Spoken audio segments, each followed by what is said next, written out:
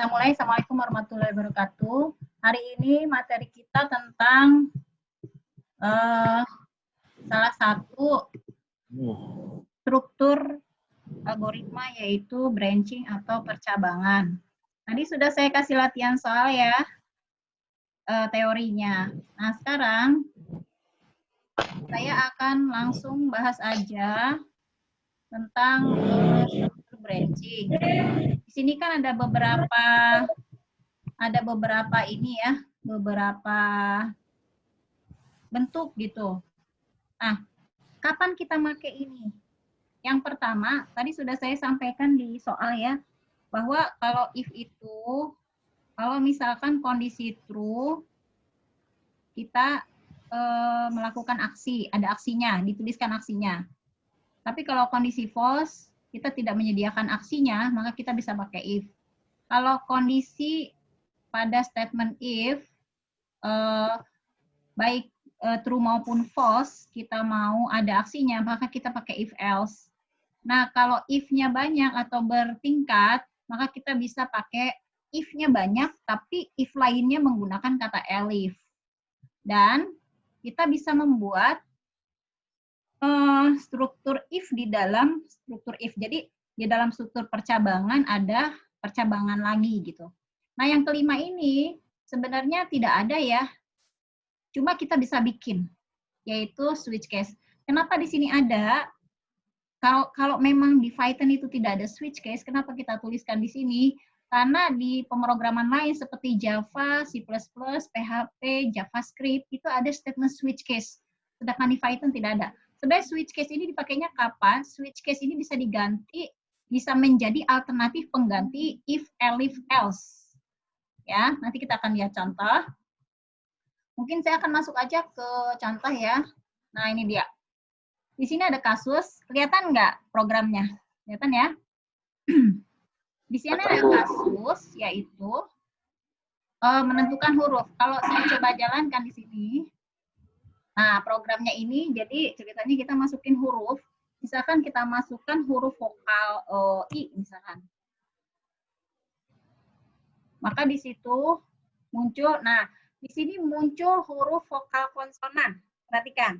Di sini muncul huruf vokal. Seharusnya muncul huruf vokal saja, tidak muncul huruf vokal konsonan, ya. Huruf vokal tidak muncul huruf konsonan. Kenapa? Karena di sini pakai perintah if banyak, tapi saya tidak menggunakan elif. Ngerti ya? Nah, perbedaannya antara if bertingkat dengan elif itu adalah bahwa kalau misalkan di sini kita masukkan huruf I, kan diseleksi di sini. Ini namanya kondisi. I, apakah kita masukkan huruf I, apakah I sama dengan A? Tidak. Maka di sini tidak dilakukan aksi ini. Lalu dia akan melakukan seleksi ke bawahnya. Apakah I sama dengan E? Tidak. Lalu dia akan melakukan seleksi lagi, apakah I sama dengan I? Iya. Maka di sini nanti muncul huruf vokal. Ya.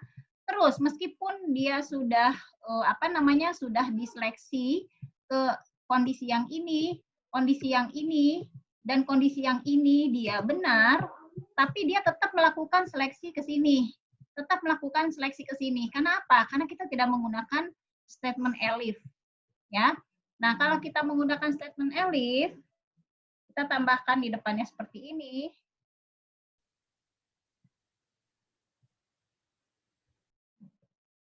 Nah, maka ini akan menyebabkan, misalkan kita masukkan huruf I ya. Nah, kenapa di sini tidak muncul huruf konsonannya? Karena kalau misalkan dia baca perintah yang pertama, masukkan sebuah huruf. Kita tadi masukkan I ya. Kemudian kita seleksi, kemudian dilakukan seleksi. Apakah huruf yang dimasukkan ke variabel href sama dengan A? Huruf yang kita masukkan ke variabel href tadi I ya.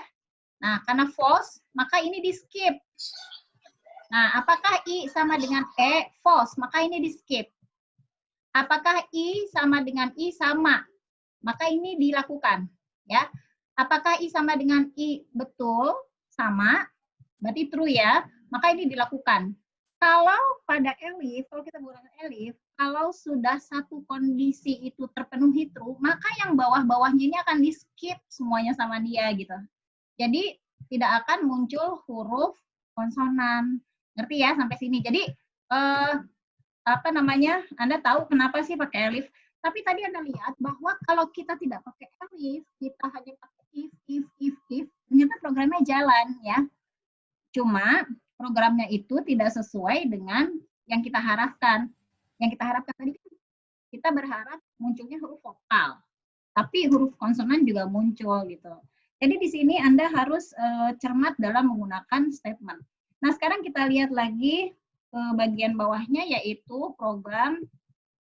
Nah, ini tidak pakai elif, kemudian kita buat if-nya bertingkat. Perhatikan bedanya dengan yang atas adalah ya, if kondisi ada aksi. Lalu di if kondisi ada aksi, if kondisi ada aksi, if kondisi ada aksi, if kondisi ada aksi. Perhatikan aksinya sama semua untuk tiap kondisi yang berbeda. Di sini aksinya huruf vokal gitu ya. Nah, jadi di sini kita akan coba bisa apa enggak sih kalau kita tuliskan seperti ini gitu. Ya, kalau kita tuliskan seperti ini. Misalkan karena huruf vokalnya itu satu, ya, maka maksud saya karena perintahnya sama, yaitu huruf vokal, jadi boleh nggak sih kita tulis satu aja? Karena di bahasa pemrograman sih kalau nggak salah ya, atau apa itu bisa. Nah, kita coba di sini, kalau A, kalau E, kalau I, kalau U, kalau O, kalau U, maka vokal. Jadi kalau misalkan kita masukkan huruf I sama dengan A, enggak, berarti false ya. Terus dia akan baca ke bawah. Kita coba jalankan. Nah, kita masukkan huruf I misalkan. Nah, Anda lihat di situ hasilnya ada, tapi salah, yaitu konsonan.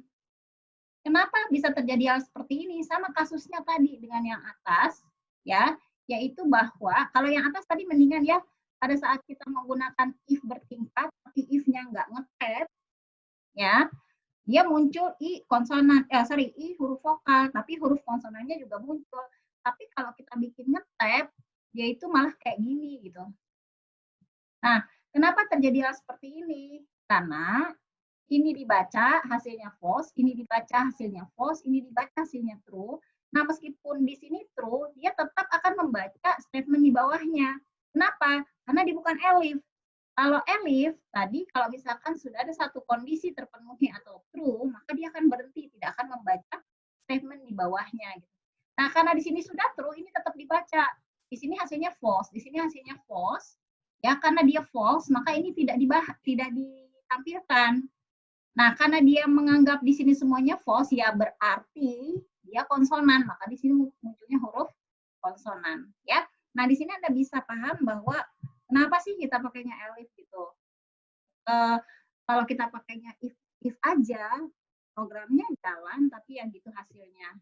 Ya, tapi perhatikan, bukan berarti bahwa if bertingkat, if ini tidak berguna sama sekali. Ada saat-saatnya di mana dia bisa kita pakai. Kita lihat program berikutnya di bawahnya. Nah, kita bisa membuat program yang sama, yaitu menentukan huruf yang diinput itu adalah vokal atau konsonan dengan menggunakan operator boolean atau operator logika ya. Nah, perhatikan bahwa istilah logika itu sama dengan boolean ya. Jadi boolean ini kan penemunya itu namanya George Boole. Jadi membahas tentang matematika logika. Makanya operator or, not and, kadang disebut operator logika atau operator boolean gitu. Nah, kamu lihat di sini bahwa pada contoh-contoh di atas, ya, saya selalu membuat kalimat kondisi dengan satu kalimat yang singkat, yaitu operan, operator, Anda di sini, KRF sama dengan A. KRF operan sama dengan operator relasional atau operator perbandingan, dan A operan. Jadi kita membandingkan ini dengan ini? Sama atau enggak? Nah, di sini kita bisa membuat kalimat yang panjang. Jadi, kalau kita membuat kalimat kondisi, nggak harus yang pendek-pendek gitu. Bisa yang panjang. Contohnya ini. Nah, malah ini bisa membuat baris programnya menjadi lebih singkat ya. Karena di sini kita bisa menuliskan huruf sama dengan A, atau huruf sama dengan E, atau huruf sama dengan I, atau huruf sama dengan O, atau huruf sama dengan U, kan gitu. Nah, maka dia huruf vokal. Kita coba jalankan. Nah, kita masukkan misalkan huruf I. Nah, di sini akan muncul huruf vokal. Ya, berarti kita bisa menggunakan ini. Nah, pertanyaannya, operator boolean atau logika itu kan ada 4 ya. Ada yang digunakan dalam pemrograman, biasanya yang luas digunakan yaitu not, or, and, dan exclusive or. Pertanyaannya, kenapa kita pakai or di sini? Pakai not, pakai or, pakai exclusive or, atau pakai and, itu tergantung dari kasusnya. Nah, pada kasus ini, kan kalau kita pakai bahasa manusia, gini, kalau huruf A atau E atau I atau O atau U, maka, nah kan atau, berarti kita bisa pakai or. Ya. Nah, terus kapan kita pakai N? Ya kalau kasusnya itu, memerlukan N gitu loh. Atau gini deh, kalau di kampus kita, itu kalau mau bikin tugas akhir, syaratnya yang pertama adalah sudah semester 6. Kemudian IPK-nya lebih dari 2,6, 2,6 lebih. Itu yang syarat yang kedua. Syarat yang ketiga adalah semua mata kuliah unggulan lulus dan mata kuliah non unggulan minimal D. Syarat yang keempat adalah bayar ya. Nah, sekarang kalau syarat ini satu saja tidak terpenuhi, maka dia tidak boleh menyusun tugas akhir. Contoh, dia semester 6, kemudian IPK-nya 3, kemudian semua mata kuliahnya lulus, tapi dia tidak bayar, berarti nggak bisa, ya, nggak bisa mengikuti tugas akhir, membuat tugas akhir. Atau misalkan dia bayar, kemudian mata kuliahnya lulus semua, kemudian IPK-nya 3, tapi ternyata dia baru semester 4. Nah, berarti tidak boleh. Berarti pada kasus ini syaratnya itu yaitu ya, syaratnya itu yang pertama tadi dia IPK-nya harus lebih dari 2, sudah semester 6, itu di N-kan. Semester 6 dan N, syarat kedua dia adalah semester IPK-nya lebih dari 2,6 lebih, N bayar, N semua mata kuliahnya lulus. Nah, Anda perhatikan di sini ya. Jadi dia pakai N. Perhatikan, saya menyebut syarat ya, syarat. Nah, kalau kita lihat pada kasus ini misalkan masih yang disebut syarat itu adalah ini. Nih. Mungkin muncul pertanyaan gini, kok Bu Eni bilangnya ini syarat, bukannya ini kondisi? Ya, sama aja. Jadi yang saya blok itu disebut dengan kalimat kondisi atau kalimat syarat ya.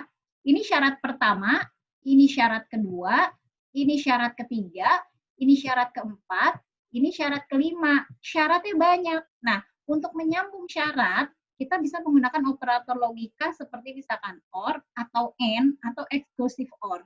Jadi Anda paham di sini ya, kenapa di contoh atas kok bikin kalimat kondisinya atau kalimat syaratnya saya singkat-singkat cuma satu. Nah, ternyata boleh lebih. Nah, lebih kalau banyak kita bisa menggabung syarat-syarat itu atau kondisi-kondisi itu menggunakan operator logika atau boolean ya. Oke. Kita lanjutkan di sini. Jadi ini bisa ya.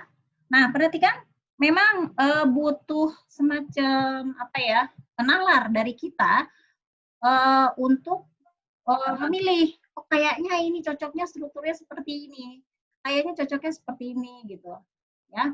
Nah, nalar itu bisa timbul kalau kita sering membuat latihan.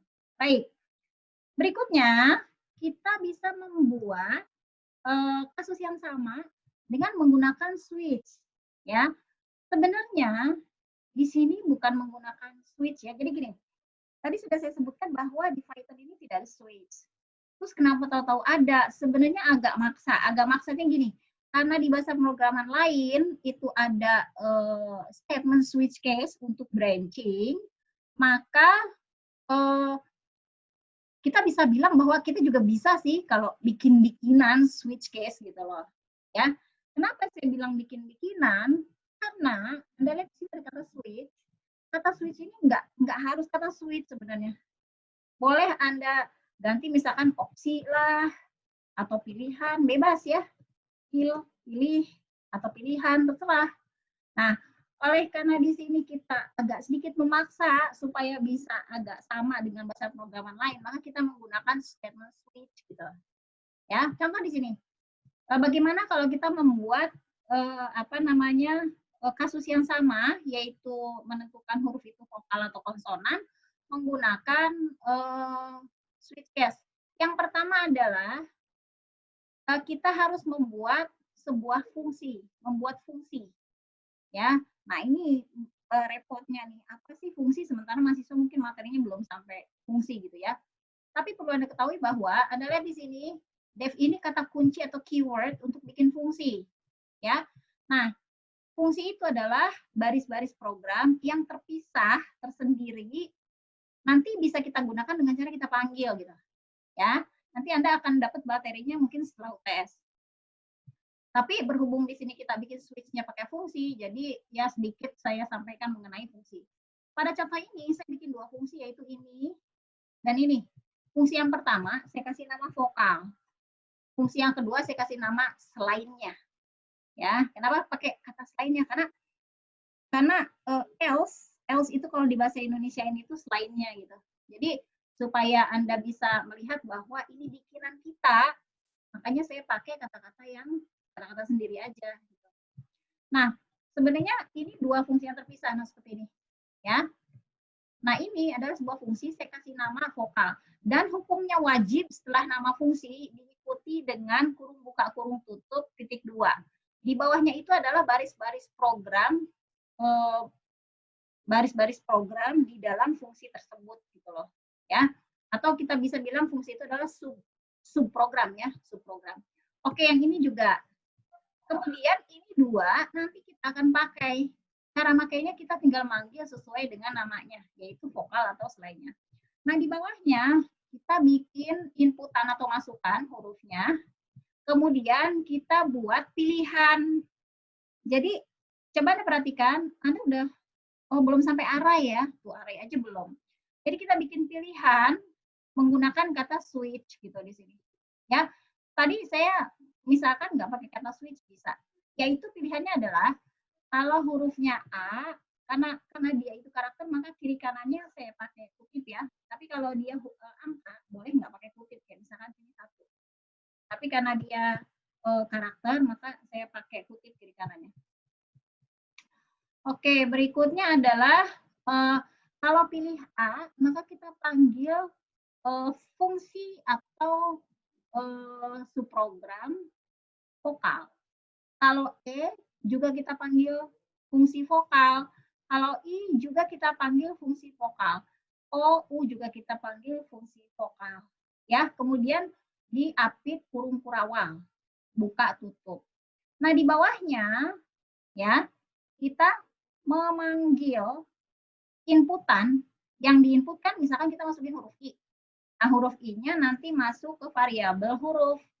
Maka kita menggunakan apa istilahnya ini, event get. Event get. Get ini adalah event. Event itu adalah, switch itu adalah objek. Di sini kita bisa sebut dia objek. Objek itu bisa melakukan apa? Nah, bisa melakukan apanya itu di sini kita sebut dengan event. Ya. Apakah nanti kita akan belajar tentang event-event sebuah objek? Iya, nanti Anda akan pelajari. Ya. Nah, kemudian kita bisa menambahkan di sini pakai koma, ya, yaitu memanggil fungsi lainnya, yaitu selainnya. Kalau ini dihapus juga nggak masalah. Jadi cuma huruf aja. Cuma nanti berarti function ini itu nggak kepanggil.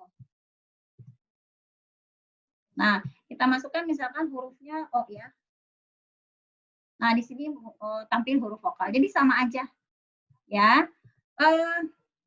Kalau Anda bingung, saran saya yang pertama Anda lakukan adalah mempelajari sintaksnya atau cara penulisan cara penulisannya dulu ya. Terus latihan kalau pakai if gimana, kalau pakai elif gimana, kemudian kalau pakai switch gimana, baru nanti Anda masuk ke bagaimana menyelesaikan masalah dengan 3 statement tadi, yaitu if else, atau if elif else, atau switch ya. Nah, ini memang agak agak kompleks. Oke. Kalau nggak sering latihan ya. Lanjut. Nah, ini yang tadi saya sebutkan. Bu, tadi di atas kalau kita pakai if bertingkat itu banyak nggak berhasilnya gitu. Kayak misalkan tadi kalau if bertingkat nggak pakai elif, itu tadi kita pengen pakai huruf vokal, huruf konsonannya juga tampil gitu. Berarti kalau bikin if bertingkat gitu, itu sebenarnya dipakai apa enggak sih? Boleh apa enggak sih? Kita lihat contoh berikut. Ada kasus-kasus kalau memang kita perlu ya kita bikin. Nah, kita lihat di sini, ini kasus apa sih? Nah, ceritanya di sini saya mau bikin saya bikin sebuah program yang kalau kita masukin bilangan tertentu, dia juga genap termasuk positif. Oh, ini salah. Ini saya mestinya bukan ya. Oke. Contoh misalkan saya masukkan angka berapa ya?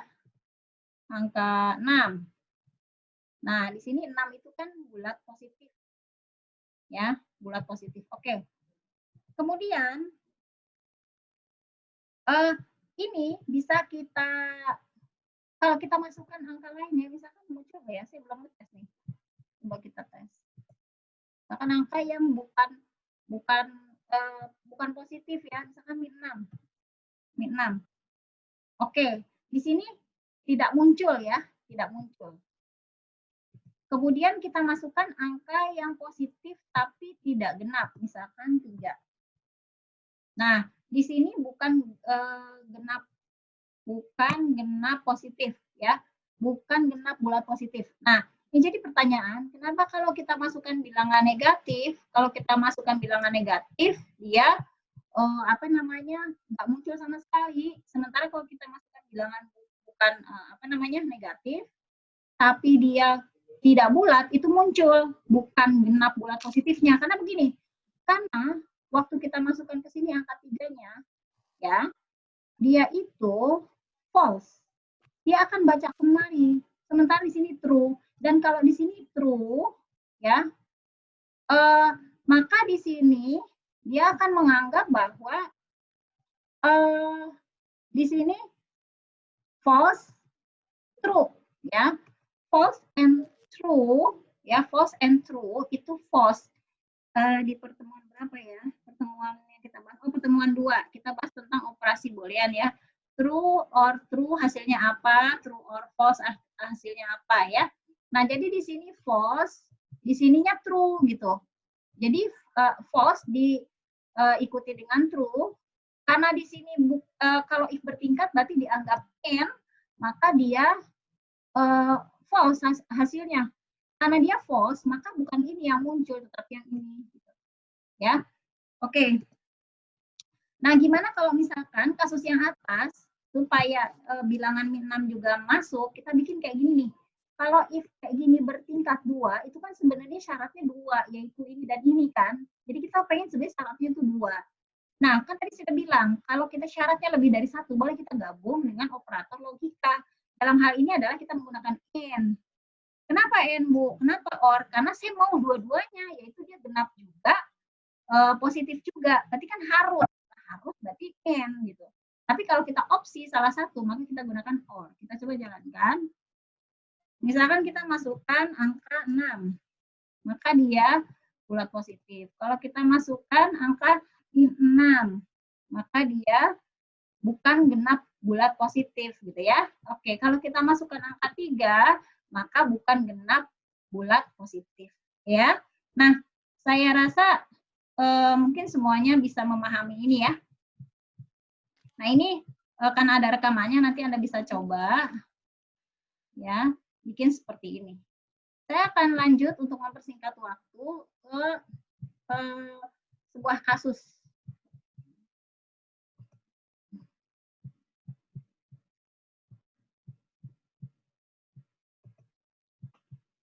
Nah, ini. Misalkan ada kasus seperti ini. Yang pertama yaitu di sini ada ceritanya kita mempunyai algoritma dalam kalimat sehari-hari. Kalau kita bikin flowchart, kalau misalkan kita bikin flowchart dari kalimat sehari-hari itu gampang ya. Kita tinggal ngikutin aja kalimat yang ada terus tuangkan ke dalam simbol flowchart. Begitu pula sebaliknya, kalau kita punya flowchart, terus saya suruh Anda untuk tulis dong dalam kalimat, itu insya Allah Anda bisa. Ya. Nah, kalau misalkan saya mau ini diimplementasikan dong ke dalam Python gitu, pemrograman. Nah, karena Anda baru, Anda perlu berpikir ekstra. Ya, kita coba bikin di sini pakai pakai flowchart. Ya, seperti biasa, flowchart itu kan kalau kita bikin kan, bentar. Kalau kita bikin pakai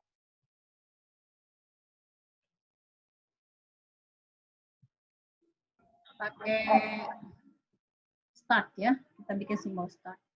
Ini karena saya pakai, kalau nulis tangan tulisan saya jelek, jadi di sini saya diharap dimaklumi ya kalau gambarnya jelek. Yang penting kan orangnya nggak jelek ya. Nah, gini. Orangnya nggak jelek. Oke. Ini kenapa sih bikin sewot ya? Bentar. Nah, start sini. Ini. Ya udahlah, saya pakai ini. Ganti ketebalannya dulu biar enak. Nah, ini deh. Di sini saya bikin pakai simbol start. Start. Nah, kan tulisan saya jelek ya. Nah, aduh, ini gambar apa lagi? Terus kita ikutin aja kalimatnya. Masukkan bulan. Di situ dia tidak bilang bulan ke-5, enggak. Berarti kita pakai simbol ini nih. Simbol belah ketupat nih. Masukkan bulan. Saya nggak nulis kalimat masukannya ya, karena di sini sempit. Terus masukkan tahun. Nah, kita bikin lagi di sini. Karena disuruh masukkan, berarti kita menggunakan simbol input output. Saya bikin di sini tahun. Terus jika, nah tadi kan bukan tadi, kemarin minggu lalu malah saya bilang kalau menggunakan kata jika berarti dia menggunakan simbol decision. Nih, jika bulan 1, ya. Nah di sini kalau misalkan nggak pakai atau, misalkan bulan 1, 3, 5, 7, berarti dia harus bikin gini. 1, 3, 5, tuh. Kan banyak ya gambarnya jadi panjang. Tuh, jadi kita cukup bikin 1 aja. Kita cukup bikin gini. Nah, ini agak lebar. Karena kalimatnya dia bilang 1 atau. Berarti Anda cukup nulis 1 atau. Ini biar singkat aja ya. 3 atau. Ini kalau benerannya nggak boleh bikin seperti ini ya. 5 atau 7 atau 8 atau 10. Biarin lah, tabrak lah. 12. Nah, maka apa? Jumlah hari 31. Oke, jumlah hari 31. Ini saya bikin sini. Set. Nah, itu maksudnya jumlah hari 31 suruh ngapain, Bu? Ya, bikin tampilan boleh, diproses boleh. Kalau misalkan di programnya kamu nanti pengen tampil, Bu, tulisan jumlah hari 31. Nah, berarti kamu bikin simbolnya pakai jajaran genjang. Jumlah hari 31. Gitu ya. Oke, ini kalau iya.